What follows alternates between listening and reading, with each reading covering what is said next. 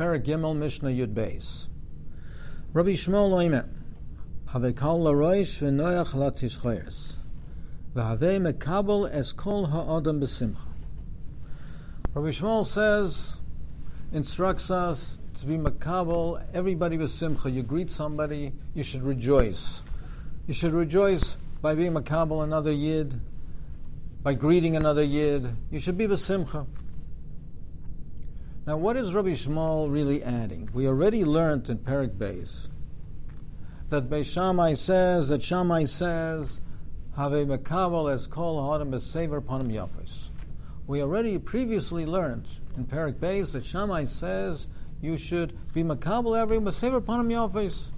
You should greet him with a happy countenance, in a warm, friendly way. You should greet everybody in a warm, friendly way. What is Rabbi Shmuel adding, being meisiv to what we already learned in Perek Beis, what Shammai had already told us?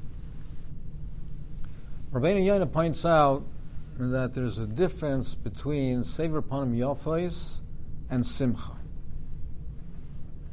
Sever panim yafos, you greet everybody in a friendly way, in a dignified way, in a proper, mannerly way, with etiquette, with the proper etiquette, and you greet him in a friendly way. But that could simply mean your outwardly appearance.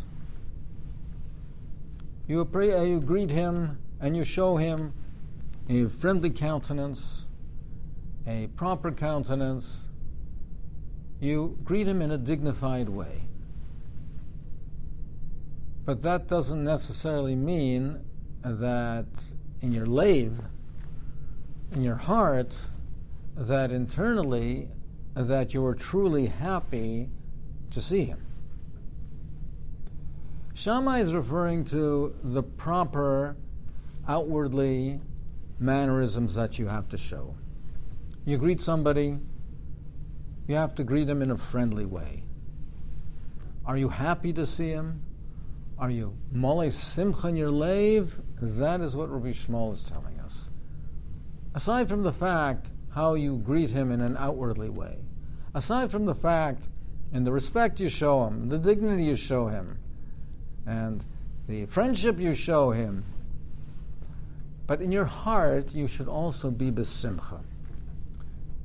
You should be simcha, you should have gladness, happiness, simcha in your heart. How does one attain that simcha? How does one attain that madrega where he greets a yid and he's actually truly happy to greet him? The Chazon Ish says, if your motive is to do kindness for people, if you want to benefit people, if you want to make their lives better, if part of the purpose of your life is to better the lives of others, then you see somebody that you want to help, that you want to make his life better, then it fills your heart with simcha. But perhaps we can explain it in a slightly different way as well. People have sometimes conflict with other people if there is a point where they are at different paths. If people have different opinions, so then they're not happy with the other person. The person doesn't agree with him.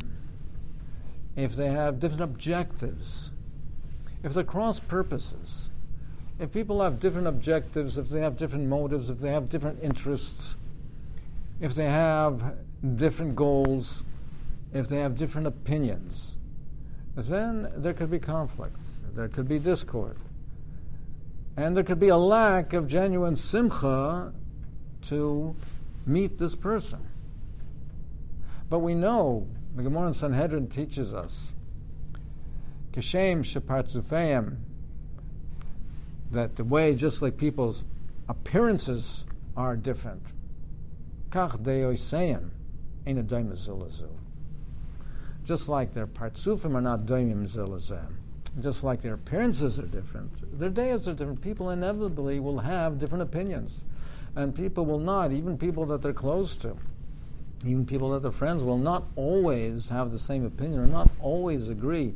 If a person's attitude is that the people I like, the people I'm close to, the people I'm happy with, and the people I'm happy to be around are the people who always agree with me, or the people that always have the same objectives and goals as I do, and they're the only type of people who look exactly the same as me and only think the same way as me, they're the only people I'm happy being with.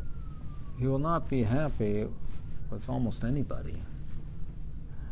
But the simcha of greeting a yid, a Torah-dik a yid who is a kosher yid, the simcha is he is the bri of the Ribbono Shel Olam. And look at this remarkable bria that the Ribbono Shel Olam created. Look at this great creation of the Ribbono Shel Olam. We look at the world. If we look at the world in a certain view, we look at the beautiful sights of the world. And we look at it with an eye that look at this remarkable bria that the Ribbono Shel Olam created. Look at the chachma of the bria. Look at the beauty of the bria. Look at the harmony of the bria. Look at this remarkable world that's Ma'aseh Yodei Kadosh Baruch Hu.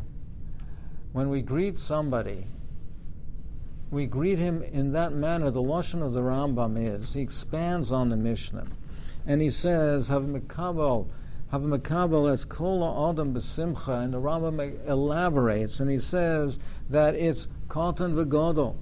It doesn't matter what type of person. It's mekabel katan v'gadol ben chayrin ve'eved, whether he's a free man or a slave. Kol ish mimin ha'adam. All the types of people, b'simcha, you're mekabel b'simcha. And slave, and eved, you're mekabel. Even a katan. Because this is the creation of the Ribbono Shel Olam. Look what the Ribbono Shel Olam created. What a simcha to see this remarkable bria. He may not agree with me, but if he's an Adam kosher, he's shem Torah v'mitzvos, according to what he is obligated to do. Look at this wonderful creation. Kabbal's kol adam b'simcha. Many, many years ago, when I first came to the Mir Yeshiva, the old building of the Mir Yeshiva, in the very, very beginning, so it was a little bit complicated to find your way around. It was somewhat of a labyrinth. You know, they had a few additions here and there. There was somewhat of a labyrinth and difficult to get around and find your way. So I was wandering around trying to get to the base madrash, and I was learning in the as a Noshim, and I wanted to come down to the main base madrash. I took a turn and opened the door, and I found myself in a dining room, and there was an elder Yid learning by the Gemara. And I found myself in someone's private apartment. And this Talmid Chacham looks up from his Gemara. He was learning Gemara at the dining room. He looks up with a big smile, and he says, "How can I help you?" And this, of course, was Rav Nachum. I happened to wander in Rav Nachum's apartment. Rav Nachum was medayik called kutz v'kutz on every little kutz in the Rashi and the Gemara. Looked up at me, Moleh. Someone walked into his apartment, Moleh Simcha. Several years ago, Rav Simcha Wasserman Zatzal came to Toronto, trying to raise funds for the yeshiva that he established in Yerushalayim, or Al-Chanan. And he asked me to go with him to approach a certain gvir to make good on a pledge that he had made to the yeshiva. Several years ago, previously, he had made a substantial pledge to the yeshiva, and he had not made any payments for a couple of years, so to go and pay a visit and explain to him that the yeshiva was in great need, and if he can make some payments on the pledge that he already made. So I gladly went to Rav Simcha. We drove drove quite far out of the city and to this Gvir's office. We had an appointment. We waited in the reception area. We approached the receptionist. She said, please have a seat and wait. We waited for quite some time, and I went over to the receptionist again. She says, yes, he knows. He'll be with you shortly. And we were waiting more and longer. 20 minutes went by, a half hour, 45 minutes, an hour. I kept reassuring that he's coming. And I was feeling that this is a covet for Rav Simcha. We're waiting and waiting. Again, some more time. Again, yes, he's coming out shortly. We waited for approximately an hour and a half over there in the reception, and maybe 2 hours. I don't remember exactly. A long period of time. Finally, he comes out. He does not invite us into the office. He comes out to the reception area. He sits for a few minutes and talks to Rav Simcha, and he's full of smiles, etc. And we come down to the point of the matter and about the pledge and making good, and he says, you know that my business is not what it was. I can't give you any money to the yeshiva now. So we went, after traveling outside of the city for quite a distance, waiting for a long period of time, coming back completely empty-handed. And of course, I felt frustrated and felt that this was a Parshas covet for Rav Simcha and the yeshiva, and Rav Simcha was calm the whole time, totally unruffled. And he said to me, Dovid, I want to tell you something very important lesson in life.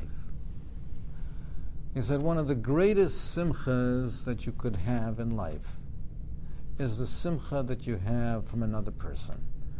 Of course, Rav Simcha himself was a living example of that. He was Molei Simcha to be with people, Molei Simcha. He says, one of the greatest simchas you can have in life is the simcha that you derive from the friendship from other people. And that's where the Satan fights the hardest. What really is the best for a person, what is the greatest simcha for the person, where his life will be the most meaningful and enjoyable in the true sense of the word, that's where the Satan fights hardest. And that's why there's always the problems of, in l'chavera, in lashon hara, in rechilus, etc., etc. That's where the greatest source of simcha lies, and that's where the greatest challenge in the Sayan lies. Rabbi Shmuel Omer, have a mekabel es kol ha'adam b'simcha.